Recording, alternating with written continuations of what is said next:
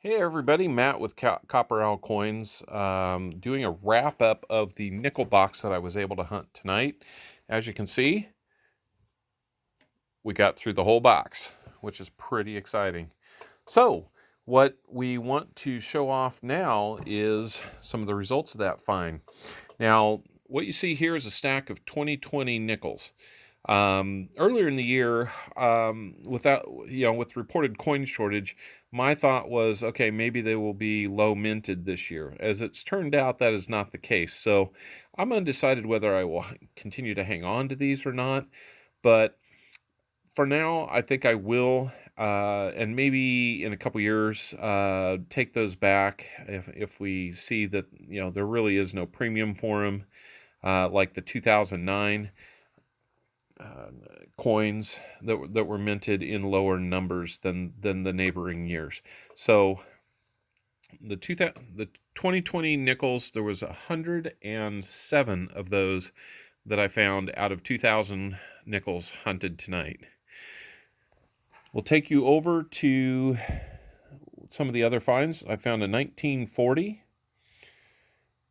a 1941. This one might be the gem of the box, even though it's probably in the roughest shape. This 1944, we'll see if we can get it to focus. Yeah, that 1944 that you see here, when you get one that's in 1942, 43, 44, 45, I believe, you want to take a look at the backside, the reverse of the coin. Now, it's pretty worn, and Monticello doesn't have much detail to it, but if you look above the dome on Monticello, then you will see the letter P. That is for a Philadelphia minted 1940s war nickel. Now, war nickels have 35% silver in them, and it's the only nickels that have that, unless they're a proof nickel that may have silver in it as part of a proof silver set. That being said, I'm not completely 100% sure about that fact, but I do know that this is a silver war nickel. The other letters that you might find would be D or S, and those would be minted in Denver or San Francisco. So that's a pretty exciting find, and it definitely fills a spot in my book. We'll come back to the rest of them. 1947, 1949. It looks like we got two of those. Coming down to the 50s, two 1952s. The 1954s, it looks like we had three of those. One 1956, two 1957s, and you see the one on top looks a little beat up. We had four 1958s, and I believe all those were Denver. Let's check real quick. On the older nickels, the mint mark is on the back right-hand side, and it's kind of hard to see, but you see the small, looks like a dot to the right of Monticello. That is a D. I have looked at it under my scope. That right there is the scope that I use. The last one in the 50s that I got was 1959, and we got three of those.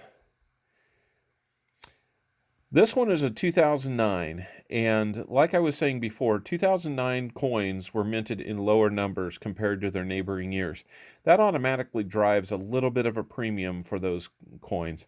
Not sure how much that's worth, but it's in pretty decent shape, and I'll definitely be putting it in a tube for some storage along with a few others that I found. Now this one, let's see if we can get it in good light. Yeah. So it's another 2020, but you'll notice the mint mark on it is a P. The reason I'm holding that back is because I find all kinds of 2020 Denvers with a D mint mark. Well, as you can see, I have that one in the book, but I don't have the 2020 P.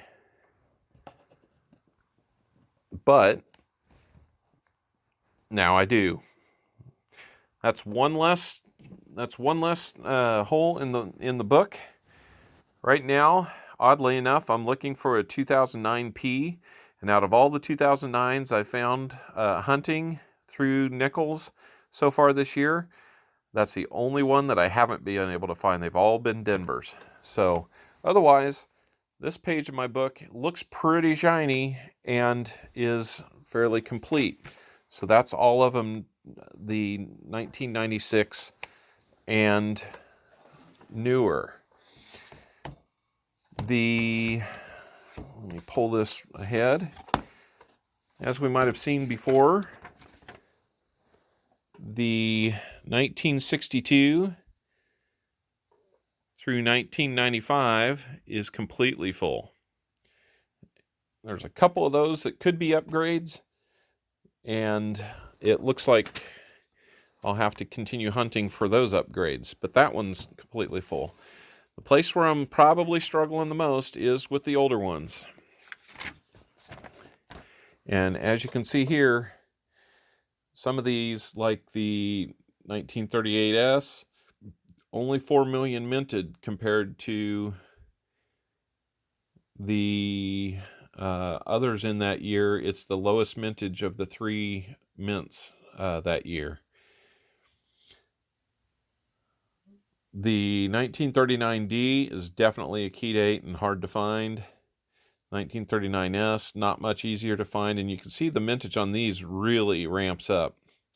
Now, if you see a little mark beneath here, this is my tracking system for coins that I have substituted in from coin flips that they used to be in. I decided to go ahead and do that because they weren't necessarily a premium coin, and they will look just fine in a coin book such as this, where we're trying to create a date set. The 1940S, I'm still on the lookout for. That shouldn't be terribly hard to find. 1941S, pretty much the same story.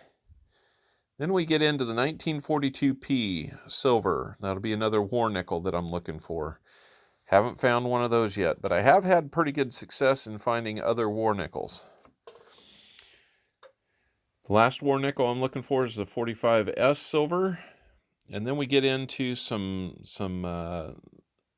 coins that should be pretty easy to find in these other dates. A lot of times it takes a ton of boxes to go through to be able to find all of these that you're looking for. But I'm taking it slow, but we'll get there. So that being said, it's been a pretty good night overall, with 6 coins from the 40s, plus one more that was a silver war nickel, that fella right there. 15 of them in total from the 50s. One from 2009, a book filler from 2020, and that war nickel again.